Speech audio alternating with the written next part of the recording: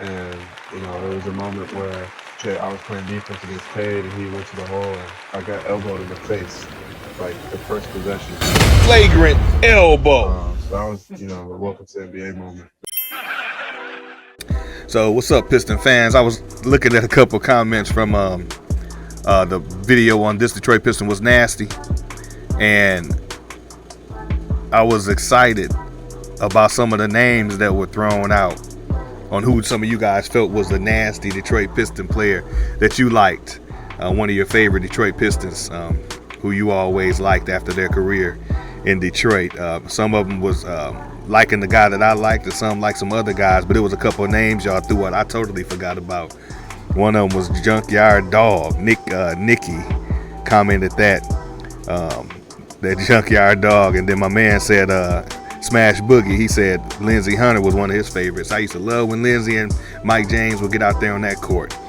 Oh my goodness, man, coming off the bench, but they came out there and lit it up for the championship team. But even when Lindsey first came into the league, I was big on him too. Then he was supposed to be the new Isaiah Thomas as Isaiah was getting old and going out. But anyway, and then the other video about the coaches, Rashard Lewis and Keith Bogans joining the coaching staff, and how some of you guys felt about that. And then Shannon K, she wanted to bring Rasheed Wallace back. So I just, with you guys' comments are really interesting. Like I said, I try to reply to all of them. I love the comments, so keep the comments coming on those videos, this video. Keep those comments coming, and thank you guys for continuing to support the channel. Right now we are at 358 subscribers, so we appreciate everybody that hits that like button, hits that subscribe button, and shares this content with someone. So with that said, let's get into the meat of this video. In this video here, we're going to talk about Jalen Duren.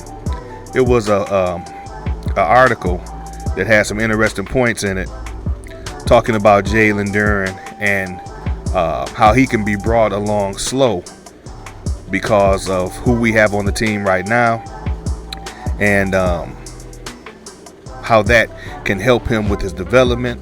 There's no need to rush him along, but he can come along slow.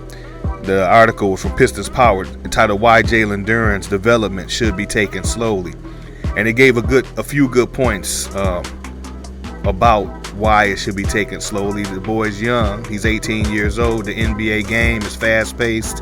It's a lot to know, especially from that center position.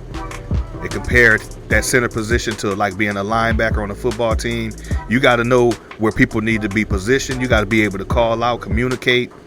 It's a lot that comes with being an NBA center, that even if you got a high IQ coming out of college at a young age like he is at 18 years old, you still need some time to develop how to communicate, what to look for, how to facilitate that defense, and to help make sure assignments are covered and everybody's in place so everything can operate as one unit.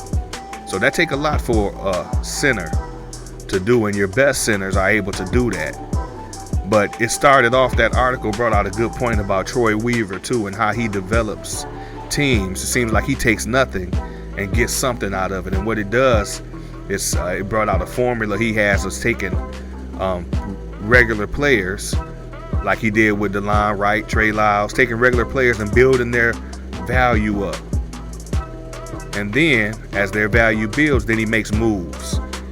He makes moves and gets other players to do the same process with, or he gets draft picks.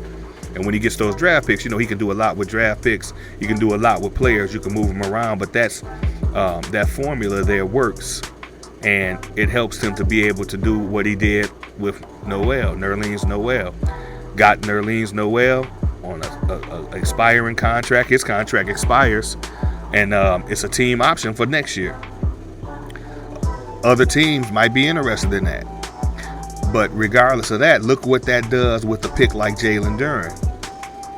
Now Jalen can gradually be brought into the mix, into the scheme of things on the team. He doesn't have to get through in the fire and get all this weighted responsibility on the shoulders to start off because, hey, we got Jalen Duren, we need him to start at center. He doesn't have to start. You got Nerlens Noel, you got Isaiah Stewart, those guys right there, even Bagley. can start, but with a veteran, a true rim protector like Nerlens Noel, he can go in there and spell minutes for Isaiah Stewart, and Jalen can learn. He can get some time in the G League, but he can learn from Nerlens. He can learn from watching Isaiah, keep training with Ben Wallace.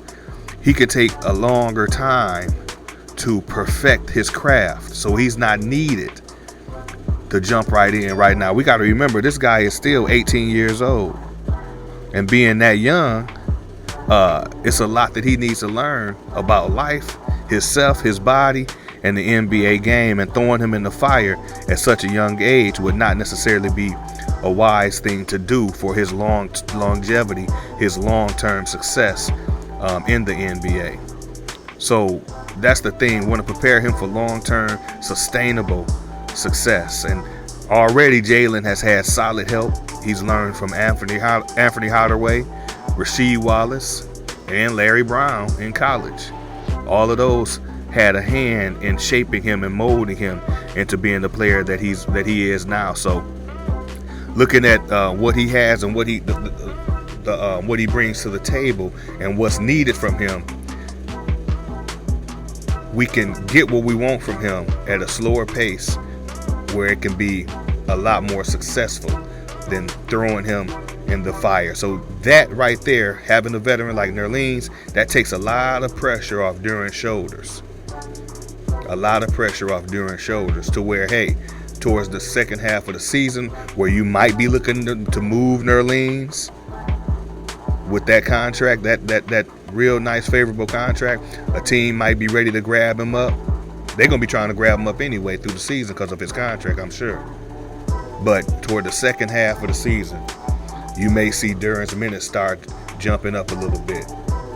Say Duren out there a little more, getting acclimated with the first team, acclimated with the bench, and coming in there playing some serious, meaningful minutes as time goes on. But the main thing is he's not needed to jump right in there right now. So we don't want to look up and not see him playing and think, oh man, come on, y'all not doing him right. Let the boy play. Let him develop. He's 18 years old. Let him develop. That center position is a serious, big-time position for the cohesiveness of that defensive unit that's out there. It's serious. So I thought that was some of the points that article brought out was nice. It even highlighted too how they would, with what he brings to the table on the floor on the offensive end, it's going to open up a lot more opportunities for open shots. I think one of my other videos talked about that with Jaden Ivey and Cade Cunningham, and both of them being able to penetrate, especially Jaden being able to penetrate. That's going to open up shooting opportunities. Well, in the pick and rolls, when you got a big man that's a lob threat, guess what that does? That opens up shooting opportunities, wide open three-point shots. And we talked about some of the shooting woes the Pistons had last year. Well, a wide open jump shot, a wide open three-footer is a lot more favorable to go in. It's going to be a higher percentage shot going in for somebody than one that's contested will be. So as penetration happens, as that pick and roll happen, people going to leave shooters. They're going to leave them shooters wide open. And I love Sadiq Bey shooting wide open three-point shots. So teams going to have a dilemma in picking their poison as to how they're going to defend the Pistons coming up. It's going to be a dilemma with that. You got penetration to watch out for, you got the lob threat to watch out for, and then you got shooters that's waiting to shoot. So it's a lot to be excited for, but this video, I wanted to highlight some things and some points, some interesting points brought out about Jalen Duren and what we can expect from his development moving forward this season coming up. So we got a lot of time before things open up for the NBA. I know a lot of you guys are ready to watch the Lions play their preseason game against the Atlanta Falcons tomorrow. So it's a lot going on for the city of Detroit. Between the Lions and the Pistons, and the Tigers trying to make some noise too with some coaching, general manager moves that they just made too. So it's a lot happening. Just wanted to share this video with you guys. Once again, we're at 358 subscribers. Just takes a second for those who haven't subscribed yet. Just takes 1 second to subscribe, 1 second to hit the like button, maybe 2 or 3, 5 seconds to share. But if you know somebody that'll be interested in the content, please share it. And I thank all of you guys for your support, your likes, your comments. Keep them coming, and everybody be respectful. So with that being said, that's all I have for the Pistons. Everybody stay safe.